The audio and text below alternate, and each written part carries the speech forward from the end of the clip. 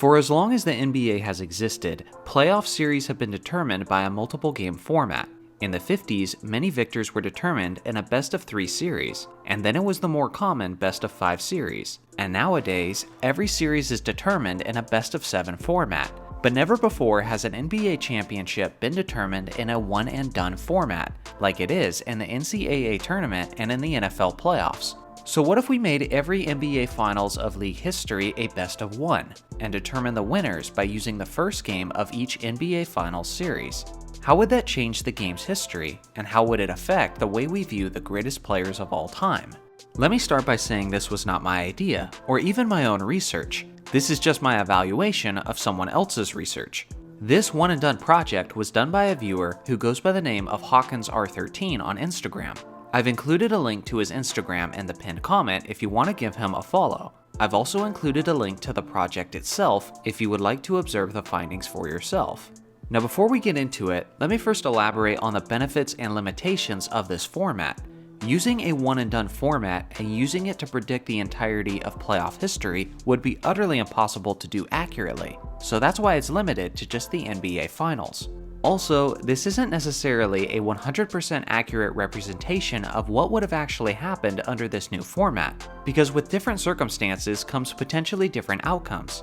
A one-game winner-take-all championship would create a greater sense of urgency, would add an element of desperation, and the stronger sense of pressure would probably affect a lot of players differently than simply the first game of the NBA Finals. So it is impossible to know for sure, but regardless, this can be a fun exercise, and an interesting way to reimagine the NBA, so we'll take the information we've got. So now that we've established all of that, let's get into it.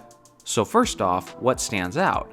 Well, unfortunately, the Cavaliers and the Trailblazers each lose their lone championships in 2016 and 1977, although cities who have never won a ring, like Utah's Jazz and OKC's Thunder, now have a championship banner of their own.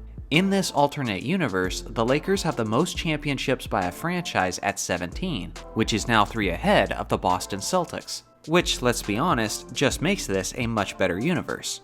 One of the individual players who would be the most affected is the Lakers legend and the logo himself, Jerry West. Despite his all-time great career, people don't usually put West in the GOAT conversation, but under this new format, he certainly would be in the mix. West would go from only being a one-time NBA champion to a 3-time champion, and would also add a second Finals MVP to his trophy collection. Speaking of being a GOAT candidate, how do the other greatest players of all time stack up against one another? Well, based on my own personal GOAT series on this channel, my 9 GOAT candidates are Michael Jordan, LeBron James, Kareem Abdul-Jabbar, Wilt Chamberlain, Bill Russell, Magic Johnson, Larry Bird, Kobe Bryant, and Tim Duncan.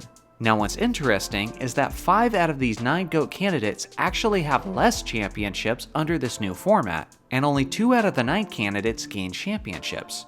Let's start with Michael Jordan. MJ's legacy takes a major hit, which jeopardizes his standing as the GOAT in the eyes of most basketball fans, as his championships decrease from 6 to only 4, and his Finals MVPs also decrease from 6 to 4. Kobe Bryant. Kobe's Lakers lose the 2001 championship to the 76ers, so his championship ring count decreases to only 4, but other than that, his legacy stays pretty much the same. LeBron James. Nobody's legacy takes a bigger hit than LeBron's, as he goes down from 4 championship rings to only 1.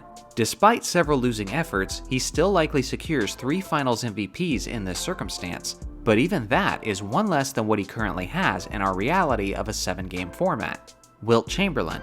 Under this alternative universe, the legend of Wilt Chamberlain only grows, as both his championships and Finals MVPs increase to a total of 3, which would only earn him more respect within the GOAT conversation.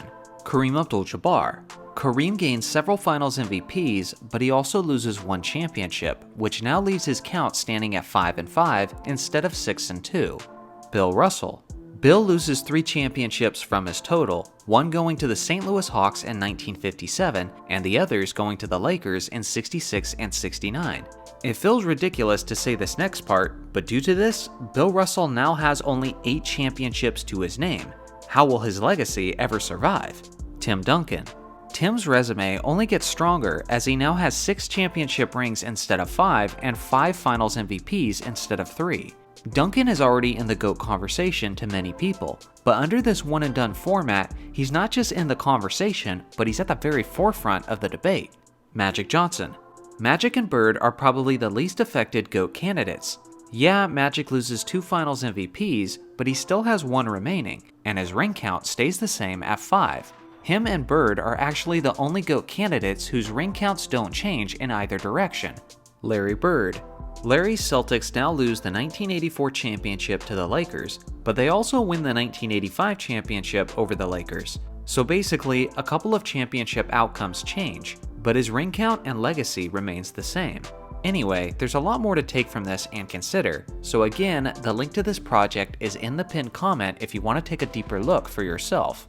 I will say this, the NBA having a 7-game format usually results in the best healthy team actually winning the championship. But a one-and-done format allows underdogs to occasionally achieve the unexpected, like the 2008 Super Bowl for example, when the New York Giants defeated the 18-0 New England Patriots. I'm pretty sure the Patriots would have won that championship if it took place in a 7-game series, but since it was just a one-and-done, anything was possible. So what do you guys think? Is a one-and-done format something you would ever want to see in the NBA? Or is it best left for other sports? Let me know in the comment section below. Thanks for watching as always, make sure to like and subscribe for more basketball content, and I'll see you guys in the next video.